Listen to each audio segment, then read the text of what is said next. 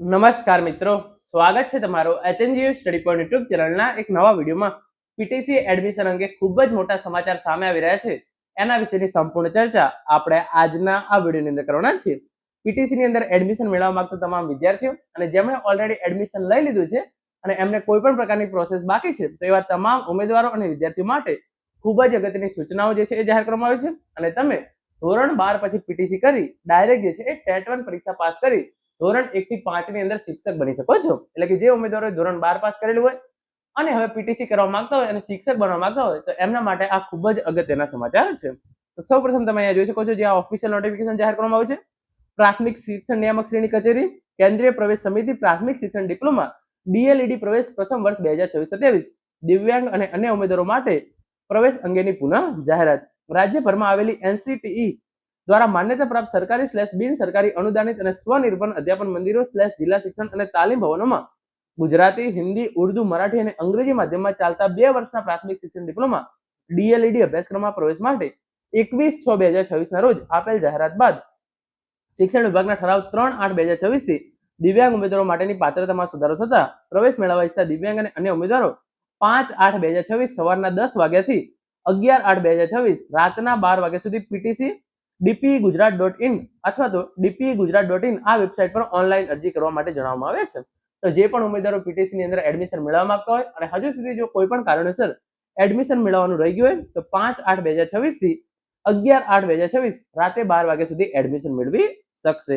Online પ્રવેશ ફોર્મની hard copy આધાર પુરાવા સાથે ચકાસણી કરાવી સ્વીકાર કેન્દ્ર પર જરૂરી ફી ભરી 5/8/2026 થી 12/8/2026 દરમિયાન તમારે જમા કરાવી દેવાની રહેશે. એટલે કે ઓનલાઈન ફોર્મ ભરાવી સ્વીકાર કેન્દ્ર પર જરૂરી ફી ભરી તમારે જે છે એ ફોર્મ જમા કરાવવાનું રહેશે, પછી જમા કરાવી દેવાની રહેશે. એના માટે ફોર્મ જમા કરાવી અને જે છે એ રસીદ પણ તમારે મેળવી લેવાની રહેશે. નક્કી કરેલ સ્વીકાર કેન્દ્રોની યાદી વેબસાઇટ પર મૂકેલી છે. અરજદારે પોતાના નજીકના અથવા તે જે ઈચ્છે તે કેન્દ્ર પર આધાર પુરાવા સાથે ચકાસણી કરી ફોર્મ જમા કરાવવાના રહેશે. કેટલીક સૂચનાઓ તમે અહીંયા જોઈ શકો છો. જે પહેલી સૂચના છે ઉમેદવારો માટે ડીએલઈડી પ્રથમ વર્ષ પ્રવેશ 2026-27 માટે જાહેરાત 21/6/2026 ના રોજ ઓનલાઈન ફોર્મ કન્ફર્મ કરાવનાર ઉમેદવારો પૈકી જેમણે સ્વીકાર કેન્દ્ર ખાતે ચકાસણી કરાવી ફોર્મ જમા કરવાનું બાકી છે તેવા ઉમેદવારો પણ જે છે એ આ સમયગાળાની અંદર ફોર્મ ભરી શકશે. એટલે કે તમે ફોર્મ અગાઉ ભરી દીધું હોય પરંતુ કોઈ પણ પ્રકારના સ્વીકાર કેન્દ્ર પર તમે ફોર્મ જમા ના કરાવેલું હોય તો તમે જે અત્યારે કરાવી શકશો.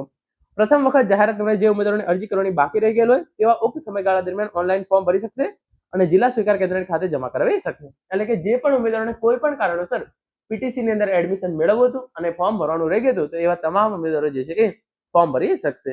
એનસીટીઈ માન્ય સંસ્થાઓ વર્ષ 2026-27 માટે અભ્યાસક્રમ ચલાવવા એનસીટીઈ વેબસાઇટ પર 30/6/2026 પછી માન્ય સંસ્થાની યાદીમાં નામ જાહેર અપડેટ થયેલ હોય તેવી સંસ્થાઓ અરજી પ્રક્રિયાની અંદર ભાગ લેવા ઈચ્છતી હોય તો તેઓ પણ જે છે એ 8/8/2026 સુધી પ્રવેશ પ્રક્રિયાની અંદર જોડાવા માટેની દરખાસ્ત મોકલી આપવામાં આવશે. તમારી યાદી જે છે એ તમને વેબસાઇટ પર મળી રહેશે. અગાઉ જે દિવ્યાંગ અને અન્ય ઉમેદવારો ઓનલાઈન ફોર્મ ભરી જરૂરી ફી જમા કરાવેલ છે તેઓએ ફરીવાર અરજી કરવાની રહેશે નહીં. તો જે ઉમેદવારોને પીટીસી ની અંદર એડમિશન મેળવવું હોય અને કોઈ પણ કારણોસર ફોર્મ ભરવાનું રહી ગયું હોય તો એમના માટે જે છે એ 5/8/2026 થી 11/8/2026 દરમિયાન ફરીથી ફોર્મ ભરવાના શરૂ થયા છે. અને તેના માટે જે છે એ લાયકાત શું જોઈએ, વય મર્યાદા શું હોય એ તમામ આપણે જે છે અગાઉના વિડીયોની અંદર ચર્ચા કરી હતી. એ જ પ્રમાણે નિયમો છે. તો એ વિડીયોની લિંક હું તમારા માટે નીચે ડિસ્ક્રિપ્શન બોક્સની અંદર મૂકી દઈશ. તમે એ વિડીયો જોઈ તમામ ઇન્ફોર્મેશન જે છે એ મેળવી લેજો. તો મિત્રો આ હતો આજનો video. Thank you so much for watching.